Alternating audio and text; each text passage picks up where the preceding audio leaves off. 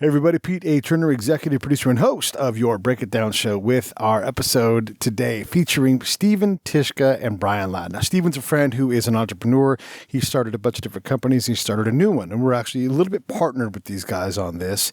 It's Trubify is a company built for and by musicians. We're trying to figure out how to get musicians paid, but also comedians, podcasters, folks like that. And so, Spotify and YouTube are good places to put your stuff out, but it just doesn't pay that good. I mean, these guys are paying significantly higher. A penny per spin is unheard of, and that's what these guys are doing. 2 pennies per live view.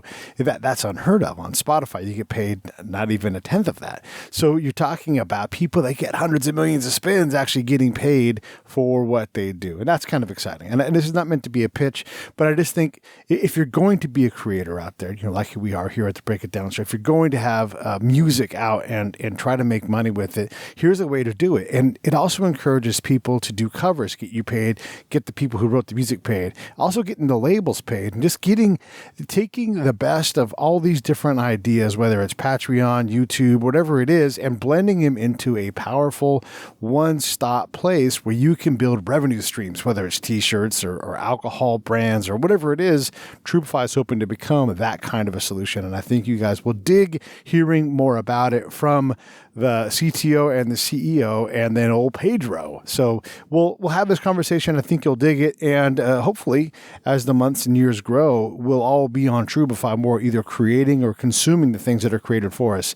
Really, really exciting ideas. Really great ways. If you're a band or some kind of musician and you want to create unique events for your fans, and charge tickets or fan clubs, whatever, all this stuff is going to be available on the platform. If you have any interest at all in that, definitely feel free to hit me up. Again, not a pitch, just if you're interested in this, Pete at breakitdownshow.com. Hey, Pete, give me that pitch so I can hear about it. Because I think the reason why we're so excited about it, heavy music roots on this show, and we talk to people all the time, and they're trying to figure this out. Like, I can't make any money on Spotify. Well, maybe we can make something better and show the way and get companies like Spotify and YouTube to adapt or improve how they do these things and find these other models. Just a modern way to try to monetize things like music, comedy, and podcasts. All right, enough about that. Hey, it's the giving season, the time of the year when everybody gives the most money. So 2 things I want to say to you. One, always Save the Brave, savethebrave.org. Go in there, click on the donate tab, and either monthly or one time. If your group is doing its annual donation, and you think, who should we give it to? Well, Save the Brave. That's what I'm going to tell you right now. Save the Brave. And if you aren't into Save the Brave, which is totally fine, and there's a lot of charitable foundations that need help, and you don't know what to do, all you got to do is go to Charity on Top and buy someone a charity gift card. Hey, Pete, why don't you come over and bring a $10 gift? Okay, great. I'm going to bring Charity on Top. And then whoever gets that gift card, they're going to go, hey, look at this. I can donate $10 to my favorite charity. And then they can do it to where, whether their fund is for diabetes or Save the Whales or forests or whatever it is that they're passionate about. There's definitely a charity for it, and they can deliver that money straight to them. And it's with the best rates in terms of return. I mean, the money literally goes straight into that charity's account, not a check in the mail, none of that kind of stuff. So CharityOnTop.com, Save the Brave, and of course now, Steven, Tyszka, and Brian Lau. Lions Rock Productions. This is Jay Moore. This is Greg Cruz. This is Bryce Vine. This is Dexter from The Offspring. This is Nathan This East. is Sebastian Younger. This is Daryl Ames. This is Stuart Copeland. This is Mick Gillette. This is Andy Summers. This is Dr. Bob Greenberg. This is Gabby Reese. This is Rob Bell. Hey, this is John Leon Guerrero. Hey, and this is Pete A. Turner. I am Steven Tyszka. And I'm Brian Lau, and you're watching The Break It Down Show. And now, The Break It Down Show with John Leon Guerrero and Pete A. Turner. So we've had you on before, Steve, talking about influence. Yes. And this is your next project, which I'm excited about. We're glad to be partnered with you guys. It's called Trubify. It's even on your shirt. I thought we might go through this conversation to discuss what the heck is Trubify and how is it partnering with, I think is important, partnering with, but also revolutionizing the music industry. Great. So, Trubify, we've built several technology platforms before, solving problems for gamers and solving problems for music fans. What we haven't built yet was a platform to solve the problem for the artists and the other players in the music industry, like the music publishers. So what we've done is we've been able to build a business model that helps to solve starving artist syndrome. And we do that by developing several innovative revenue streams on top of deep fan engagement features inside of our Trubify app. Okay. So when you say deep fan, what does that even mean? Sure. So Brian, actually, do you want to speak about the engagement piece a little bit? Sure. So we're actually building some engagement features where we allow monetization of some of the features and functionality, and we build in engagement features where there's messaging, special messaging, and that's all built around like tipping and some of the ticketing and other features like that. I want to get back to the revenue stream part because I think that's interesting. But what the heck is a Trubify? All these new modern names, you know. Great, yeah. So actually, I'll give you a little bit of information on why the name Trubify. So back in the Middle Ages, Dark Ages, troubadours were music artists or poets, typically of knightly or kingly rank, who would go from town to town broadcasting their message, typically of love. Yeah, okay. And I think that this fits the modern troubadour, right? The modern age is the digital troubadour who can hop on an app, press one button, and to broadcast his message of love to the world, whatever it may be, en masse. So Trubify represents the age of the digital troubadour. I love it. I love it. And in terms of technology, how complex is this thing? Well, the technology, there are a couple of existing technologies that we're building upon. So the streaming, a lot of the engagement pieces aren't necessarily technologically advanced. It's the integration and how all of them play together. There is one piece of it that will allow just your standard everyday artist to become a micro influencer. So an influencer, a brand ambassador on a smaller scale, but it allows them to actually participate in that arena without having a huge following like a standard influencer would have. It's always important to do bona fides, right? However you say it. So let's talk quickly about your guys' path to get to this point. I know you and I've talked, you've been trying to get this project because you've had so many projects on your desk, you haven't been able to get to it. So give us some real fast background so then we can get to the good stuff. Sure. You mean on how this project came to light and came to existence? Where have you been before this? Before you even got to Trubify, what have you successfully launched and accomplished? And sure. Yeah. So I'll give you a real quick background on me. So I've been a lifelong musician. In fact, I come from a family of musical virtuosos. The most famous being my auntie, who was the voice of Snow White from the Walt Disney Classic. Oh, wow. Look at that. And I moved to Hollywood in 1996 as a session guitarist, opened a studio off of Sunset, was very successful with that studio, became a Motown recording artist, played nightly with sometimes celebrities and Grammy Award winners. And I've been on hundreds and hundreds of songs, even almost 1,000, I think, total credits. And I was still a starving artist. I still wasn't living the life I wanted to live. And so I got into technology development, which was my second love, founded a very innovative fintech company called Blast with Walter Cruttenden, founder of the iBank of E-Trade, Roth Capital, Acorns. And realized, understood technology development, understood what kind of services were available for technology. And over the years, I started doing a couple other companies. I did music.com with Pharrell Williams. I did a company called Influence, which has been rebranded since. It's an influencer engine for Amazon-owned Twitch. And then I did a data tech and ad tech company as well. What I did is I realized that there are billions of dollars flowing into the music industry, and they're really not being captured and directed toward the artist. They're being captured and directed toward many other players. And the artist is the one who's generating these revenues by their original content or their copywritten content. And looking at all of these technologies, innovative revenue streaming, ad tech, data tech, music tech, micro-influencer tech, and I realized, geez, we we could actually knit these together into a single patchwork, if you will, and actually seamlessly integrate each of these pieces into a beautiful, simple user experience for artists. And that's what we've done. We've actually leveraged all of our experience and built a proprietary technology that allows the artist to finally monetize their music properly. One of the things we've learned by having so many musicians on the show, like Sly Stone, hates lawyers, including his own.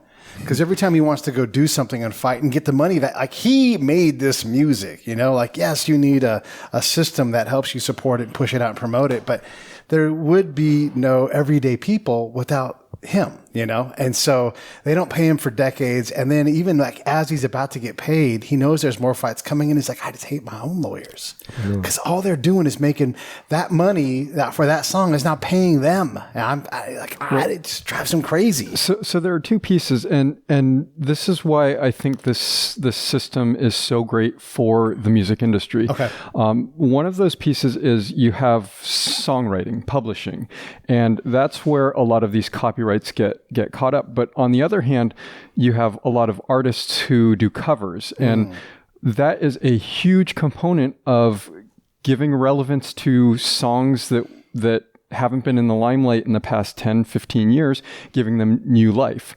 And so you have to find a way to reward both. You have to reward the publishers, you have to reward the songwriters, the original content creators, but then you also have to reward the up-and-comers who are covering those songs and producing their own takes on them because they create an entirely new life for an old song. And so there have been a lot of instances, especially with the viral nature of current media, mass media, where an old song has had a new life because someone's done a cover of it, or it appeared in someone's skateboarding down the street with an ocean spray drink. So that really does. Trubify will allow all pieces of that system to take advantage of it. One of the things I've also learned is if you can, because we have cryptocurrencies, let's use that term. I don't mean specifically crypto in this case, but because we can look at and break down what value is and what's valuable, you know, like a mom raising kids is valuable, but we suck at paying that mom, you know, because there's not a system for it. So yeah, if you go out and you're a cover band and you play badass covers and you fill the bar full of people, you're only going to get revenue for that bar full of people, you know, maybe a portion of the gate. But you're also creating value for the Eagles and Led Zeppelin and Lynyrd Skynyrd and yourself because you're performing these things, which also creates value for the record company. But none of that value is realized. And what it sounds like is that you guys are creating a space where the distributor, the publisher, the artist, all of the artists all get paid. I mean, you get that mechanic royalty because you played a drum fill on this song. You can't. You can go and you can have 10,000 credits, and you're like, I can't afford a car. Totally. Yeah. You know, because you got paid $50 for this session, or maybe they gave you, you know, something on the back end, and you know, and you don't control what happens with that stuff. You're really a fourth tier person in that payment scheme. People do not understand the way that the musicians get paid. Yeah. Because some people think I have a couple of good credits and I must have made bank on those, and that's not how it works. I got a one-time fee. I didn't get residuals on those sessions. Some of them I did, but most of them, you know, were one-time fees. And what we're doing is giving a fair deal to everyone. From the original songwriter to the publisher who now owns the rights to that song, to the up-and-coming 19-year-old artist from mom's living room who makes a Elvis Presley song viable again, and all of a sudden he's got a million new views on it. That's money to the publishers. That's money to the artist. That's money to the Elvis estate or the copyright owner. It's we had Natalie Dawn from Pomplamoose on the show, and they are mastered this. They take 2 songs at a time and they put them together, and they're so good at it. And then you put it on YouTube and you get paid a little bit of money, and Spotify and you get paid a little bit of money. But again, that value stops being paid out at a certain point. And what you guys are saying is that it doesn't have to be that way. Right. Okay. And YouTube has even demonetized cover songs. Yeah. Because they're moving all those monies directly to the publisher, which is great for the publisher. But what about the artists that are, you know, creating that content and making that song relevant for that publisher or artist? Pomplamoose is a great example too, because they've written that article of like, hey, we went on the road with the fan base and came back in debt. Oh, Well, and speaking of them, I mean, Jack Conte was the one who created or partially created Patreon. Yeah. So they're looking for ways to monetize the huge followings that they were able to create, but not really monetize on some of those platforms where they created those followings. I'm pretty critical of Patreon. I love the idea, but in my mind, it doesn't work because, and this is why I want to bring this to you guys, because this is where I'm going to push. Patreon is good for Patreon, right? And so when they go out and they raise funds, they say, look at our audience. It's 15 million people. I'm like, no. That's my audience and his audience and her audience and their audience. But they go out and they pimp your audience. And then they changed the rules, and that's when it really went bad. You know, like if you're going to interact, like I tell my clients, my fans that it's going to be like this, and then you guys come in and take more money out and change the rules, it hurts me, hurts my audience. And again, Patreon, the right idea, but how have you guys dealt with that? Because it's a clear problem. You can't go changing the rules, and you have to be mutually beneficial. You can't just raise money on the backs of somebody else's audience.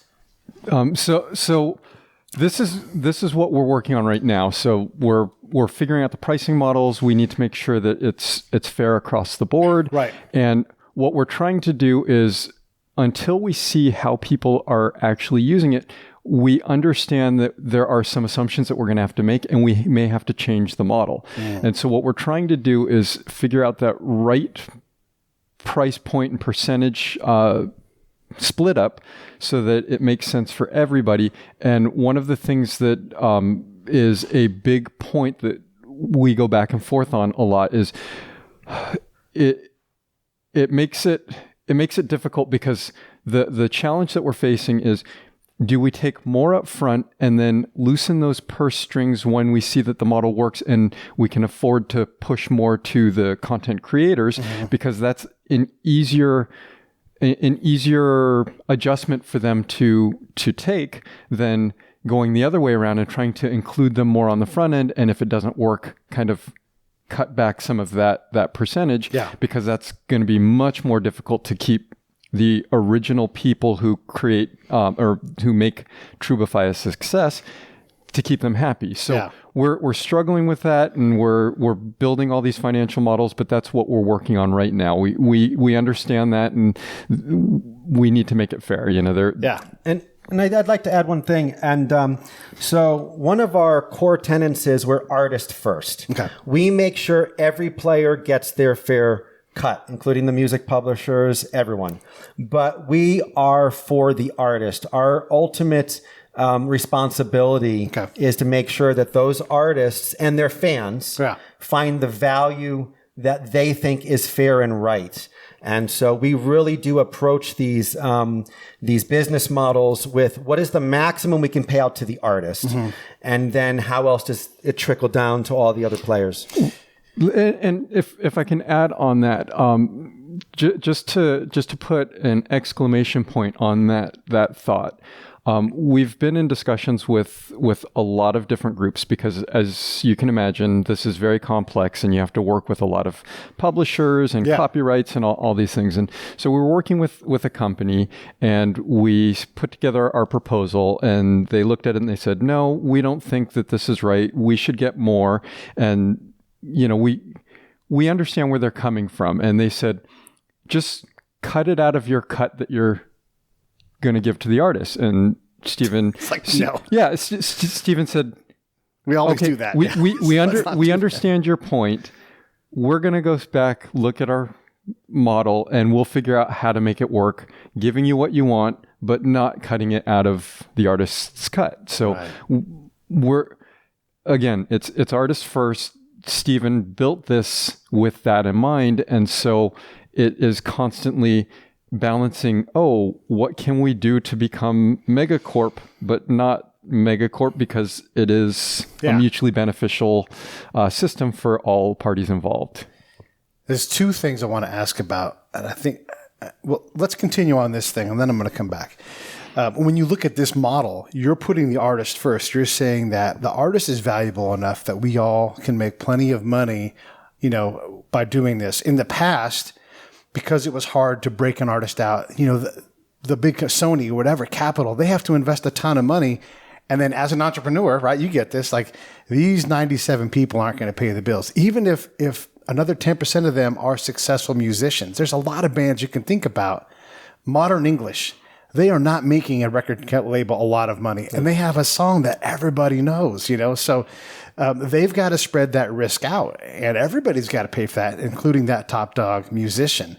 But you're saying that if we can focus on this other end of it, get the artist paid first, the money will flow out from that engine. Well, yeah. And also, so you bring up another good point, which is there are literally millions of amazing music artists. Right. When I was 12 years old and I was playing Eddie Van Halen behind my back, literally, yes. Yeah. I thought I'm the greatest guitar player in the world and who else can do this? And I believed that for a little bit until I started gigging. And then I moved to Hollywood. Yeah. And when I moved to Hollywood and I was gigging, everyone was a rock star status. Even the guy that was playing the four people in the Starbucks, he was still like a rock star, like in my mind. He was amazing. So I realized the guy doing the sound check is fucking your guitar better than you can. Yeah, he's doing better. Yeah, exactly. Yeah. So there's these amazing artists all over the world. What I realized though is that how many of them really get the opportunity to shine? How many of them get the opportunity to become an actual artist and thereby not only monetize their music, but create viable revenue streams for publishers and promoters and all these other players? It's very, very few. However, Trubify changes that because now there's no barrier to entry other than having a smartphone. Right. You hop onto your iPhone or your Android device, you download the app for free, you smash that go live button, and you go live. Yeah. And you broadcast to the world. And guess what? If people tip you, people become your patrons, you earn the highest industry payouts per view, you're making money now on your music. And if we see, so Trubify also is a rich data engine too. We see a lot of data. Right. We can determine up and coming artists who week after week have a little more, traction by their users, a little more, a few more people follow them every day. Yeah. There more people on their stream. They're generating more revenue. Imagine the attractiveness to a major record label now to watch an 18 or 19-year-old kid who's growing 20% in week over week revenue and user and fan growth. Yeah. And I think another point on that, so you were calling out how, yes, the record labels used to have to take this risk because there are all sorts of expenses to break an artist. The thing about a platform like Trubify is you spread that out and you have, at scale, it makes sense because as an artist, what everybody's looking for is, I just need the shot, right? Yeah. The machine's keeping me down. Right. But if you give that equal opportunity to everybody and they're able to go out and market themselves, they have the marketable talent, they have something that other people want to consume, then it truly is up to them to prove it. They get on the platform, they play, and then at scale, when you have tens of thousands of people that do it at that level that can find their audience, even if that audience is a few hundred people, that's a few hundred fans for tens of thousands of artists, where at a record label, you need one artist that has millions and millions of fans. So that's where the change is in the paradigm. So these smaller audiences become a lot more profitable. And I'm thinking about, and you'll remember these days, Sunset Strip, playing clubs, and you, if you wanted to make it, I mean, that's how Van Halen made it. That's how Motley Crue made it. These bands went out there. And then there were the bands that almost made it. And whatever, they're the same. But one band, for whatever reason, has that good thing on that one night, and the one person loves them, and bam, it catches fire. So we had a guy named Phil on the show, and he was from a band called Cry Wolf. And they made it in Japan, but not enough to sustain a life and have kids and everything else, right? So they were really good on the strip, but they were always going to be lower on the ticket. And so what it sounds like is that you can't actually have an audience in Japan. You don't have to necessarily be in Japan all the time, and you can be more discoverable because you're able to get through the machine a little bit, and you can stand on your own merit. One of the other problems with Patreon was that people would say, oh, just go to Patreon, you'll make a bunch of money. Like, no, it's another business. Now I have to get people to go to Patreon, break off $5 every month, which doesn't sound like a lot, but you need 20,000 people to do that. And then Patreon doesn't help you. Matter of fact, they go, hey, have you seen this great show that's already made it and already has 20,000 people? You should listen to that. And you're like, well, what about me? Like, put my banner up there so that I have a shot at competing. I mean, you guys have this. So how do you guys reckon with that? How do you, because one of the biggest problems in all of this podcasting, any kind of live streaming thing is, each chasm you have to get over, right? Like, so I can get to 50 people by myself, but can I get to 1,000 people? And nobody seems to understand how to help and go, hey, I know you can't see me on this side of this chasm, but if you get a 10-foot pole and jump, you will make it. You get an 8-foot pole, you're done, right? So how do we deal with that gap clearing problem? So that is going to be a challenge. Like there's going to be a level of effort that people will have to put into it to market it and try and get people on. We are working on all of our algorithms to try and find those right audiences for every mark of music. So where some just look at how an artist performs and how well they do in their genre, we are looking at multiple facets. We'll be looking at how the artist performs, what their quality is, but then we are also going to match that on the fan side with a tolerance level. So what level of quality they're looking for, so that we can match those audiences to those fans artists. And kind of just put that real simply, there are a lot of fans of lo-fi productions. My daughter doesn't really care. She's 20 years old. She likes the 1975, The Weekend, The Neighborhood, all these, right? Frank Ocean. She doesn't like these big multi-million-dollar productions. She likes the band that's in there, in the rehearsal studio jamming out, and it can be a little grainy, or even they use these lo-fi drum sounds intentionally in $1 million studios. So there's a whole market for people that would rather see artists live and raw and real and uncensored than, and then there's other artists or fans that would prefer a really well-polished production. And those are both available on Trubify now, which is what's really so exciting, that every artist gets a chance to stand on their stage. John, who's the co-founder of the show, co-host, he talks about the time he went to NAMM. And, for those that don't know NAMM is 100,000 people all over the Anaheim Convention Center. And it is crazy. And so you'll see some side stage, or you'll be in Cavern B, booth 15, and it's some string company you've ever heard. And you're like, Eddie Van Halen walks up and he's like, why don't I jam? And so John's literally in some sidebar, and it's just Eddie and some other dude, and I can't remember the other dude's name, but he's somebody huge, and they're just going crazy, and that performance happened and wasn't really recorded because it was before cell phones. No one got any value out of that. It sounds like what you're saying is that your favorite band is in the studio. And one of the things we've learned too, is that the biggest leaps, the most exciting things are done in practice. You don't take those leaps because you're playing the album. Play the album in the way that we want to do it within this show. And it's wonderful, but it's confined. But if you get in the studio, magic happens. That's how one happens. They're playing a song and noodling, and then all of a sudden you have Mysterious Ways, and one breaks out for you too. Two different things from the same session. So I'm glad you said that, because what we've also known, and we know as fans ourselves, because every musician's also a fan, we love to consume content of our favorite artists behind the scenes. Yes. We want to see them rehearse. We want to see the backstage after party after they walk off the stage and say, good night, Los Angeles. Yes. Right? We want to see that. Well, Trubify now offers you that inside look, that glimpse. You can go backstage with the artist. You can go to the rehearsals. You can go to the recording studio. You can join the writing session if an artist wants. And people would say, well, why would an artist want to expose that side of them? Well, they can monetize those engagements now. Imagine being able to sell tickets to your rehearsals if you're the Rolling Stones, or it doesn't even have to be the Rolling Stones. You could have a 10,000 person following. There are people that would pay $5 to come tour your studio and watch you record your next song live. So you're talking about, because there's a lot of different kinds of artists now, especially like producers really are artists in and of themselves. A friend of the show is Dave Audet.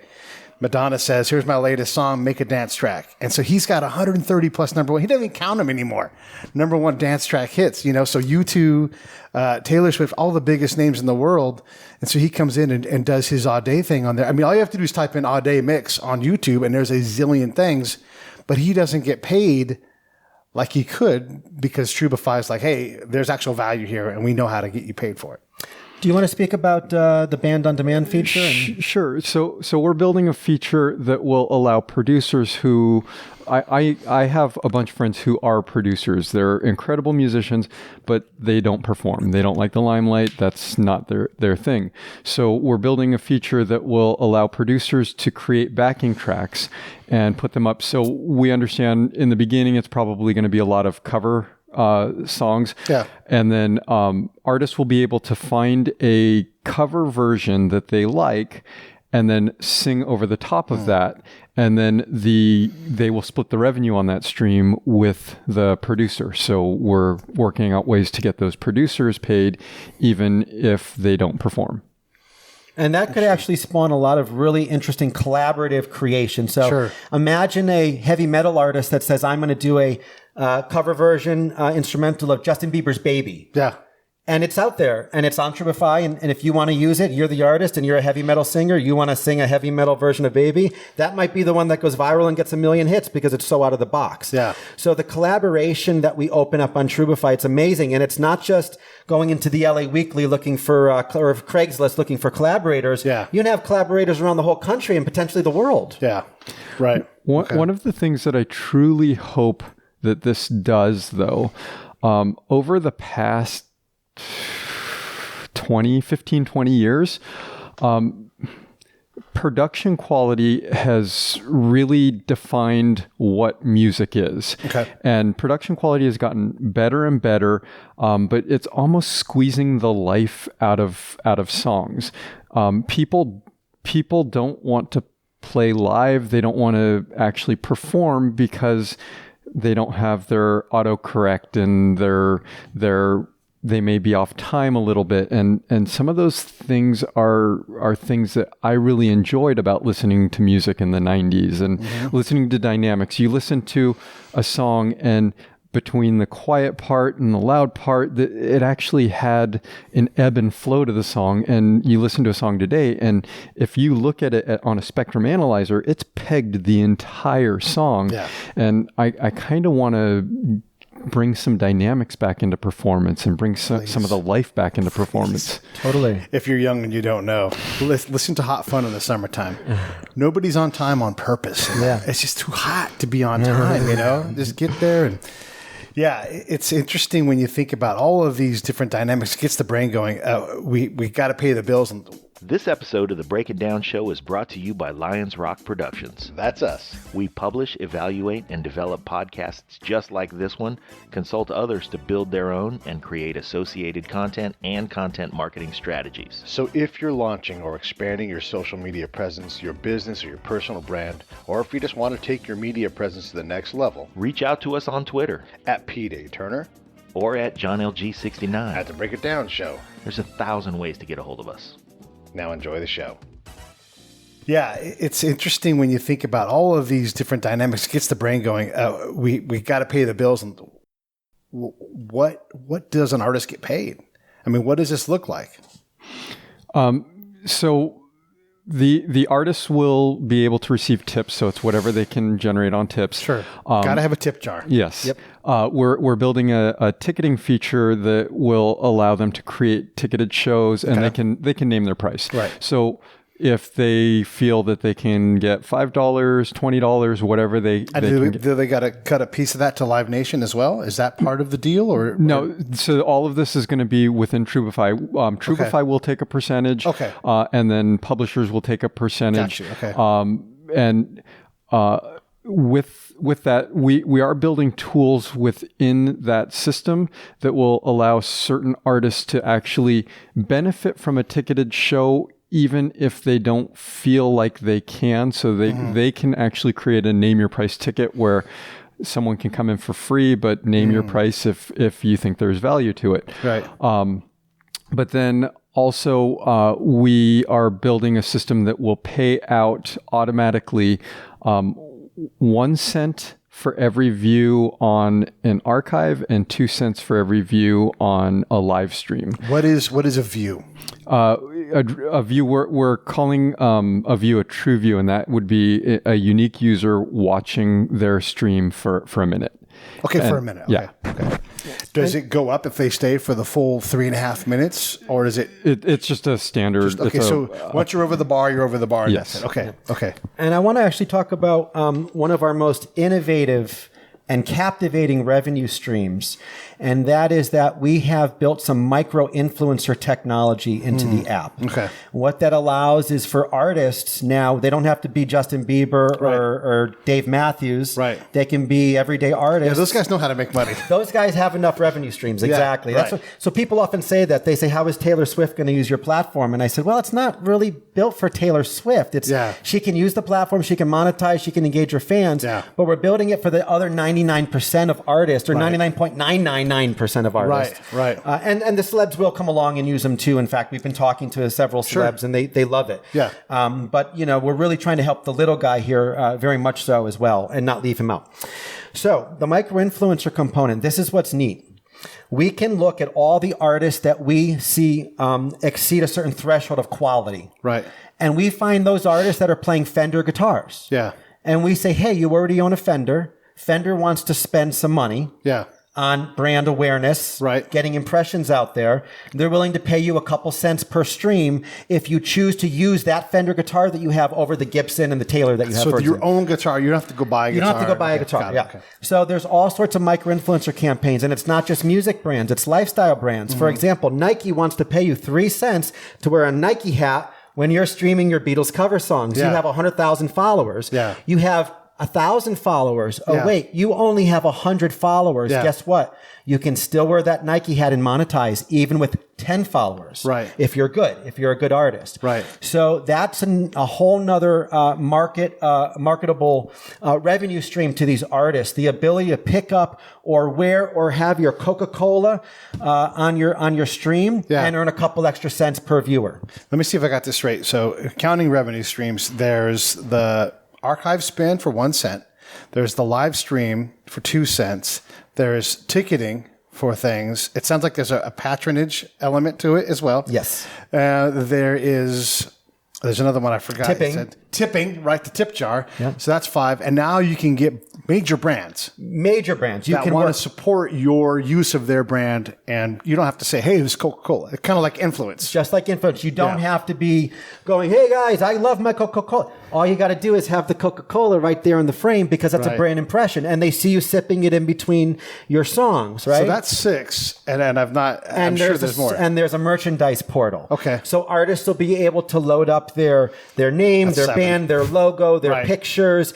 And we can print on demand and drop ship for these artists. Right. Anything from posters, mugs, T-shirts, whatever they'd like to sell. Yeah. Okay. So that's 7 things right there. So like what we like to say is, and there's actually more, but what we like to say is it's an all-encompassing concierge service for the artist. It's a digital concierge for the artist, managing the business demands for them and their revenue streams in the background of their life. Yeah. So the artist focuses on delivering the world-class performance and engaging their fans, whether it's fulfilling song requests or chit-chatting or showing them the guitar when a fan asks, what model is that? Yeah. What are those pickups? They sound so cool. Yeah. Artists can now monetize in multiple ways. And I guess it's also worth saying, so we don't overwhelm any of our artist listeners, artists don't have to do all of these things. It's an a la carte product offering. They pick and choose those streams that work for their fans and for their personalities and genres. So someone like J.R. Robinson, who's a world-class drummer, plays all kinds of events. I mean, he's the most recorded drummer in history. You know, COVID hits, he's not playing live. That's how he makes his money. So he can, in theory, do a series of drum lessons. And then he could charge, I wouldn't be necessarily a ticketing thing, but he could say $150 a lesson. And you can go in and he's like, here's how you do whatever. Or he says $1.99 a lesson and he sells 1,000 units. Right. So there's different ways. So that's another magic of Trubify. We've made the finance system completely modular so that each artist chooses the way they want to monetize. Right. So for example, if you're a teacher, and we have music teachers that are going to be teaching on the platform, you can offer live one-on-one lessons for $150 an hour, which is a professional rate. That's what a professional vocal teacher would get, even up to $250 an hour. Right. They could offer a group lesson where they say it's $25 a ticket. join the group, and they can limit it to 5 or 10 or 100. They have the ability to limit how many tickets are sold, so they can control that size. Yeah. They can say it's open to all, and I want to just do it for donation or tips only, right? Yeah, right. Or they can produce lessons on Trubify, put them into the lessons archive, and charge $1.99 to download, or not download, but to access that lesson and sell them in volume. So they can choose the revenue monetization strategies that work best for their audience, because a more established audience, a more established artist can charge upfront $10, $20 fees all day long, but an up and coming artist may want to do it for free with a compensation like a tip or something. Right. And we were talking with one of the artists that we're bringing onto the platform. I forget which one, but it was one of the higher tier artists. And he does private lessons on his own. And so when we started to explain how everything worked and how all the money flowed, he was saying, oh, wait a second. So I can teach people on Trubify how to play my songs. They can do covers of my songs, and I will get residual payments because they're doing covers of my songs on the platform. And we said, yeah, they will. You will. They have something like that on Ultimate Guitar where you can pay extra money to watch somebody show you like the lesson, and you're saying, imagine the artist himself teaching you, and getting paid because he wrote the song. And getting paid because he wrote the song. That's exactly it. Oh, So that's great. It's all encompassing. So I won't say who. We actually have a celebrity artist that we're talking to. Yeah. And he has a huge back catalog. Right. And some of his songs are no longer current, and they're hits. So he could go and teach those songs. And if 100 artists go and perform and publish that song on Trubify, not only are those 100 artists making money on that, so is that original artist. I'm looking at, so a lot of people don't know who Bryce Vine is, right? But in the modern day, and we love him. He's been on the show. He's a friend. His number one song on Spotify listed has 133 million spins. And people don't even know who this guy is. He plays very small venues. He doesn't even play like a theater like the Wiltern, because he's young, not there yet. But he's got 133 million spins. What does that equal in terms of Trubify money? And how much is that does he get to keep? So that's a little tricky to calculate, and I'll explain why. I can give you some ballpark figures, but I want to be, so one of the core tenets of Trubify is we believe in ethical business practices. It's really important to us because we're artists first. Brian was a founder of a record label. I was in Hollywood playing up and down the strip. We get it. And so because of that, artists can monetize in various ways. So let's use that example. Let's say 100 million views or 100 million plays. So depending on how the artist uses the platform, they may have accepted tips. Right. They may have sold tickets to some of those events. Right. They may have performed micro-influencer campaigns. They may have done those songs with their Nike hats or their Fender guitars. On the per-view payouts, we have a system in place so that we prevent people from robbing the system, which would shut the product down, and therefore we're back to square one. Artists can't monetize. Right. So the first thing we do is we validate each of those views to make sure that bots aren't, people aren't writing bot scripts to rob from the artist and from the publishers and from Trubify.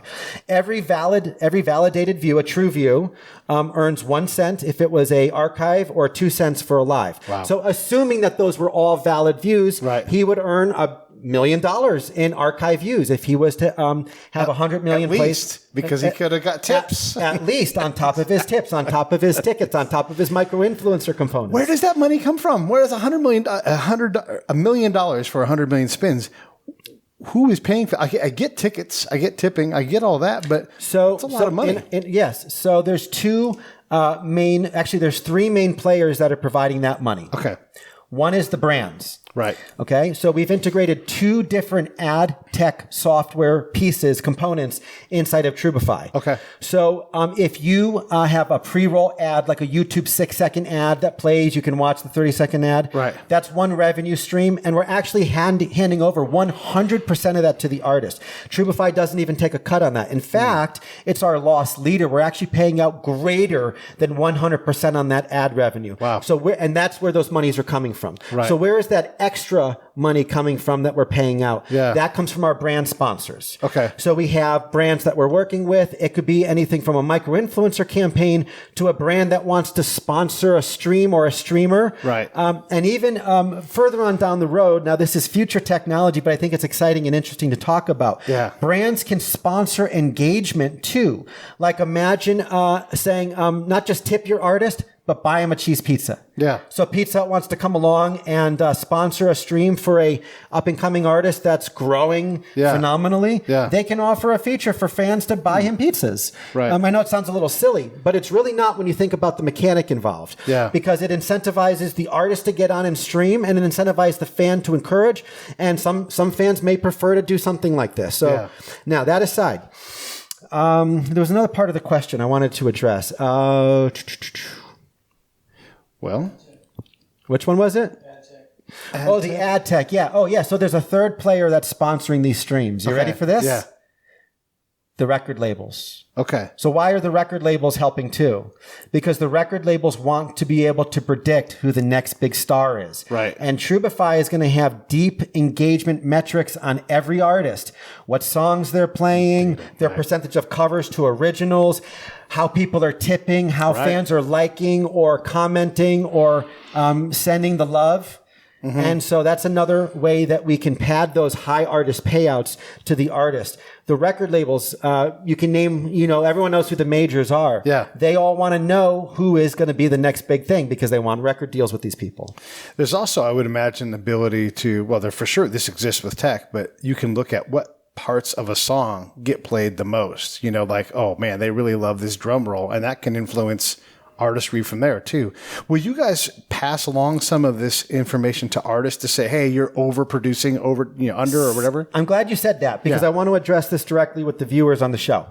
So we did not build a data tech software so that we can go and sell this to the music publishers. In fact, it was actually an aftersight. We built the data tech piece for the artists. The whole reason for the data tech was so that we could have, we call them fanalytics.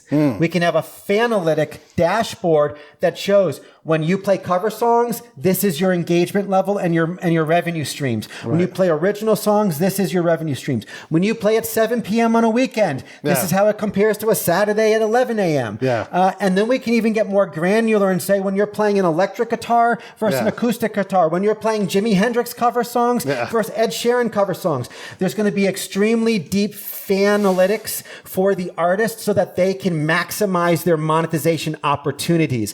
That's the magic. And when we did that, the publishers who we're talking with actually said, oh, we would like to know who the next big artist is going to be before they break. Would you be able to provide us who this person is? And at first we stepped back and we thought, and then we realized artist first philosophy. We're going to help the artists to scale their careers. Justin Bieber was discovered on YouTube, as everyone knows. Well, there are people who are just as talented as Justin Bieber who don't get noticed. But Trubify, through data engagement, can be able to, with a high degree of accuracy, say these 10 people are likely to be the next big things because every week they are growing 20% in monetization and in engagement. There's so many questions I have right now. This one is because of COVID and because, okay, maybe we can start to have some live events, right? But it seems like you could put a Trubify stream up and you could, for those of you who are terrified, aren't regional, or just, in general, aren't sure if you should safely go out and do that, you can attend this piano bar that Billy Joel is going to do. So it's $2,000 a ticket, or you can go on Trubify and spend whatever, $1,500 and watch the virtual version. And so the Hollywood Bowl can put on a concert that's lightly attended to keep things safe, but also potentially attended by millions of people. So we were actually approached by a world-famous theater. The negotiation isn't complete, so I won't mention the name. A world-famous theater in Southern California. Okay. And they actually said, hey, we're in trouble because we can't open our doors. We don't have shows. And even when the county allows them to open again, they're going to be serving at 25% capacity, which barely keeps the lights on with all the 30 stagehands and security crew. And they approached us and they said, can you guys fill the gap? Could you guys sell the other 75% of the audience digitally, remotely. Yeah. And we said we can sell 750% capacity. Right. We could sell 7,000% capacity because we can scale to thousands of users. So we're actually working right now with this theater to bring on some really top tier artists and to allow them to reopen their doors at 25% capacity and to sell virtual tickets around the United States, which also helps to keep the theater alive. And actually, the theater, again, is world renowned. And so they'll also have supporters that even just want to keep the theater doors open. Sure. It's an opportunity for them to fundraise, if you will, to help them float. But we're giving something in return. We're giving them a world-class performance from top artists. Yeah, and again, I saw at Hollywood Bowl, I guess 2 years ago now, they did like the 30th anniversary of Little Mermaid, and it was great. It rained. And so, like, while they were showing rain on the screen, like, it's really rain, and it's LA rain, so like we were getting wet, but like no one was mad about it. But you had all these great artists, you know, local people that sing and everything. They came up and they sang the songs. And so in the Trubify world, yes, you're getting paid for that gig to come up and sing. I think Leah Michelle was one of the singers. You know, they had all these people. They brought them up and you know, took them off stage. But so they get their per gig that they get from Hollywood Bowl, but also the artist who wrote the song, and all those people are getting paid now. Right now, it's hard to buy pumpkin puree in stores because someone decided there was a COVID thing and it's fall, and so you can't buy pumpkin in a can right now. When you show up to Fender and say, hey, oops, this went viral, you owe us $250 million. What are they going to say? Well, it's going to be like any other ad tech where you set limits. And sure. Okay. So there'll be a breaker. They have an insertion order. The brand says, we want to spend $100,000 to acquire this many eyeballs. Right. And then the technology delivers that many impressions for that many eyeballs. And then it turns it off and it says, Fender, do you want to, run another campaign? Right. So the brands would never get hit with a surprising bill. And by the way, all of these campaigns are built in conjunction with these brands. We don't just throw them up there. Right. We work intimately with the brands and find the right artists and find the right audiences so that they can guarantee their best value on investment. Right. So when Libby's like, hey, we can't make cans of pumpkin fast enough, you guys are like, it's all right. We didn't go over that. Okay, that makes sense. Right. What I was thinking also about like producers when they bring people into studio. That time you could have two lives going, like the microphone live or the drum or whatever, plus also the behind the booth thing. Can you have multiple accounts running and feeding into the funnel? You can have multiple camera shoots. Mm-hmm. So right now, the app is available in its minimum viable product. It's only the core functionality. This is not the whole enchilada here. Right. Okay. We're just testing the platform itself.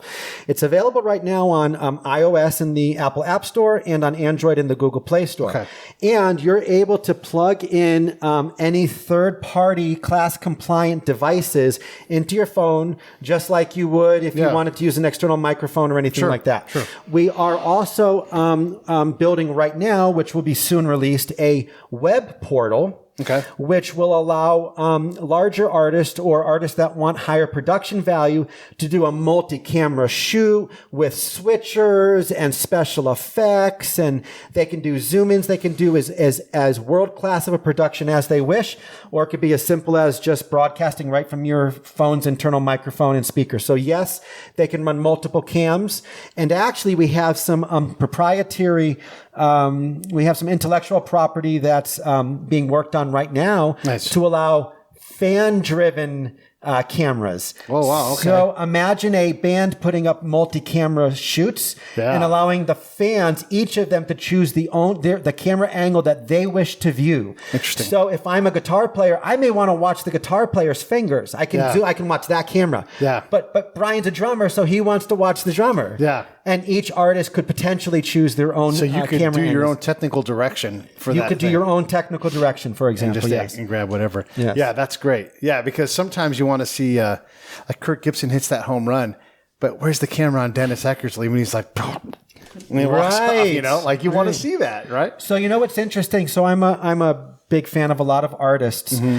Because I've studied so many of the artists that I love, when I go to shows, I can't tell you how often I'm watching the band. Yeah. I'm watching the drummer. I'm seeing how he's locking in with the bass player. Yeah. And how they're both watching John Mayer. Yeah. And they're watching for his cue. So there is a definite interest in an engagement level beyond what we're familiar with, right? Yeah. It's usually, here's the singer front and center, and that's what you get. And then they do some pan arounds. But I think it's so cool to let the artist, to let the fan, engage the way they want to engage. Well, watch the music the way you want to watch it. And the market is going to evolve and create new things as everybody's like, oh, I could do this. And the creative people are going to create revenue streams on top of what's there. Like, it seems like you guys can be, I got an idea right here. So, my friends over at Charity on Top, right? They're like building a system where you can always add charity. You can give it straight as a gift card. Here's charity for you. You don't need me to buy you a toaster, Steve. You've got one. And I'm like, here, I don't care where you give it to, but that's $50 for charity. You can do it so there's not even a card and all that stuff. Something like that could be layered right on top where you're 100%. Like, hey, every artist has a charity. So you can say, you don't have to do any accounting as the fan, and Charity on Top does this. Like, if I'm going to give you that $50 card, I can pay the transaction fee, so that literally you giving a check to the charity is more expensive than me doing it through Charity on Top, because they've got to run to the bank and they've got to, all that time spent processing all those things. So is there a function like that already built in, or? It's not built in yet. Okay. But it's funny. So I'm glad you brought that up too. We're talking with a very famous artist, and we said, hey, we have the highest per view payouts. And he said, I don't need that. And he said, we have tickets, we have tips, we have Patreon. He goes, I don't need. He's got plenty of money. Yeah. We said, but would you do a show if the proceeds could get donated to your favorite charity? And he said, yes. That I'm interested in. Yeah. So we will build out eventually some sort of integration where you can choose your favorite charities and you can run a stream and you can actually designate it's just this stream that I want to donate. Tonight, Friday night, I'm donating to American Cancer Society or something like that. So I guess this also works at charity benefits and galas. And so like we're going to do this for the Pacific Symphony. Exactly. And we're going to do an event and so you can add value on top of that. Yeah. Well, that's incredible. Yeah. We have an organization right now actually that's running a charity event. It's a little too early for us, but they approached us and they said, we want to stream it. It's a music, it's a music, production, crew. Right. And, they would love to stream it, and do their whole charity, funding through there. It's a little early. We don't have that technology piece in yet. And other artists too. So obviously producers and record companies and musicians. I get all that, but it seems like stand-up comedians, you don't have to fill a theater because you can't right now. You can do that. Obviously podcasts. All these different people that do live streaming on Instagram. I mean, you literally are doing it for free. Yeah. You get no value out of that. Yeah. So you're saying we can change these things. Yeah. So right now we are very focused on the music performance side of it, because that is our focus. Right. But we are going to be opening lifestyle channels. Okay. To allow people who want to share these other things, like a podcast. Yeah. By the way, these are all completely synergistic with music. Right. You have so many celebrity music artists on your show. Yeah. They should be on Trubify. And honestly, we don't play music because the robot on YouTube will flag it, and now I've got to spend an hour dealing with it. And I may never resolve it, and I may have to take that show down. That's the problem that that's one of the many problems that Trubify is solving. Real world problems for streamers like you, content creators like you. Yeah. If you use someone's music, if you have one of these artists stream a song, you say, hey, play me something. Well, YouTube's going to demonetize it or pull it down or wherever. Let me break in and say this. And I talk straight to I literally can have you are the writer of this song, but because of your label, they will say, you can't use that because the robot says no. And I'll say, no, I literally have the artist on the show. Give me permission. And then you have to have someone go through. Then they have to, it takes forever. It's a well-known problem on YouTube that even celebrities who play their own songs get booted. They get shut down. And we don't got time for that. No. I can't manage all that stuff. I need to have a solution that allows me to do that. So that's part of the concierge service. We manage the licensing and the royalty payments for any of those songs. That's right. What if you're just someone who, you aren't even worried about being a micro-influencer? You're a musician. I'm waiting to get called by, whoever, Lauryn Hill, when she goes on the road, and she always hires me. Or, I just produce stuff for other people. I don't know anything about this. I love it, but I don't have time for all that. But I do want to get paid. Yeah. So I'm sorry, I didn't quite understand the question there. The person is like, I'm an artist. Yeah. I don't care about audience, but I want to get paid. Oh, I got you. Yeah, right? yeah. Like they're focused on the art, and it's tech, and it's confusing. And my job is to play CAB over and over again and do it well. So we are this goes back to the band on demand feature that Brian was referring to. Right. Band on demand allows artists, producers, or for example, there's a lot of people that they only play guitar and they're phenomenal, but they can't do anything else but play G, C, and D chords. Yeah. Well, we'll have a portal where artists can collaborate and create backing tracks for artists who can take it to the next level and publish a finished piece of work. So there's going to be this huge collaborative forum inside of Trubify where artists are going to get together. So you're going to have a bass player in Nashville, and you're going to have a guitarist in Los Angeles and a singer in Florida. And they're going to be like, hey guys, let's create something that we can monetize, because me as a singer, no one wants to see me a cappella. No one wants to see you just strumming C and G and D. And no one wants to hear you banging on the drums all day. But if the three of us put that together, we can monetize and split those revenues. Right. So that's something that's really interesting, is that artists don't have to be the singer-songwriters that can play the guitar and sing and do everything. They can just they can play the triangle and collaborate on that track and still earn some revenues. I like to fuck up the fish with the stick. Just get crazy with it. Am I hearing you say that there's a marketplace for session people that are like, I don't care about that? There's a gig economy and a market for session musicians. Q, like, who the hell's Phil Q? I don't know, but he fucks the guitar up, yes, you know? Exactly. Yeah. Okay, so there's a place where like, hey, we want, Phil X is busy. We'll take Phil Q. Yes. And he destroys on the guitar. And so that's the guy we want. And he can get hired and get paid potentially for his mechanic royalty and all that? Yeah, so back in the old days, in the mid-'90s when I was in Hollywood, I don't remember the name of the service. It wasn't Taxi. Maybe Brian might know. There was a service where you paid like $199 as a musician, and you had like 1 minute. You would call in on a telephone. Yeah. And it says, record your demo after the beep, beep. And you played the best 1 minute of your guitar playing ever. Yeah. And then you add a tag and you say like rock and roll, electric guitar, distortion, whatever it is. And then artists who were looking to hire musicians would go onto this phone service and listen through 1,000 rock and roll guitar artists and find the guy that he likes and reach out. It was a paid service. Yeah. Well, that service I don't even think that service is available anymore. Yeah. But imagine now being able to go onto Trubify. I'm a guitarist and I can do a 1 or 2 minute demo of my guitar playing. Yeah. And I can let it marinate. Yeah. And I can let people know, hey, I'm for hire. Yeah. Yeah. It's really an interesting thing. You can find also bandmates. There's a lot we're not getting into Trubify because we want to keep it very focused. Sure. So it doesn't get confusing. But artists will have the ability to even collaborate in person locally. So artists have the ability, if they choose, to mention where their location is. And they can look for other artists within a certain mile radius who are looking to form a band or collaborate or write together.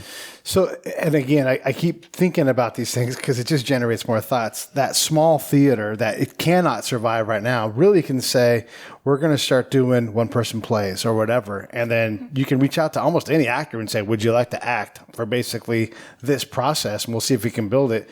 A theater can actually be a Trubify account and say, hey, the State Theater on First Street features whoever, this actor, and they're going to do the monologue from Jaws or whatever it is. That is correct. A theater can have their own account. The Grand Ole Opry can have their Grand Ole Opry Trubify account. And if they have the rights to stream those out, they can earn those revenues. They can split them with the artists that play. Yeah. That's between the theater and the artist. But we are creating viable revenue streams for every single player in the music industry. Even a music studio, even a rehearsal studio, even a recording studio. Right. In fact, we have an artist. I don't know if I can say his name right now.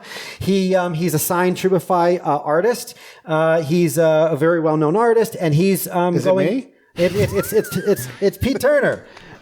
He's going into the studio next week to record a couple of songs for his new album, and he's taking Trubify with him, and he's going to broadcast from the studio live him recording his next hit songs. So the producer Dave Audet, let's say he's sitting there, he's not signed, just he's sitting there and he's playing U2 song, and he's kind of bringing different sounds in, and he's bringing in multiple ideas that are licensed work. is the computer able to sort out like what's there, or how do they track all that? So we do have a tech solution that is not implemented yet. Right. So really quick because I'm hoping that artists are going to be watching this show, and I want to kind of speak a little bit to the artist here. Please understand that the way technology development works, it's a process, and we are able to raise money from investors and other artists that want to see better outcomes for other musicians. And we can't build it all at once. We're actually a very small team, and we're building it one component at a time. That said, we will have the ability to let the technology listen to the song and identify that content. Right now, our earliest adopters are going to have to manually add, if they do a cover song or if they included a cover song work, hey, I did Let It Be by the Beatles. And we'll make sure the Beatles get paid. We'll also validate that on our end as well to make sure that people are submitting their proper tags. But the onus will not be on the burden will not be on the artist to do that in the near future. I just have one big question left for you guys, and Brian, I'm going to start it with you. You always hear you hear these great ideas and everything else, and then someone will say, "What's the special sauce?" What's the special sauce about this? YouTube already has a bazillion people. Spotify has a bazillion people. Why?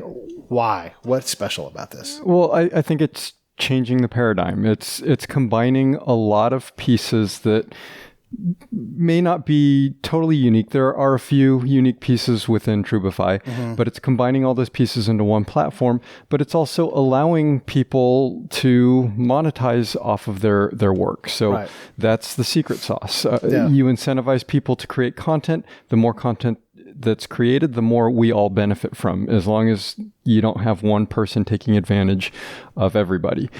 So when you go to YouTube and you want to do your cover song, which your covers get far more play than your originals on YouTube. You don't make any money on that. But you'll make money on our platform. What about from the artist side? Special sauce. Special sauce from the artist side. I'm not sure I understand that. Well, what?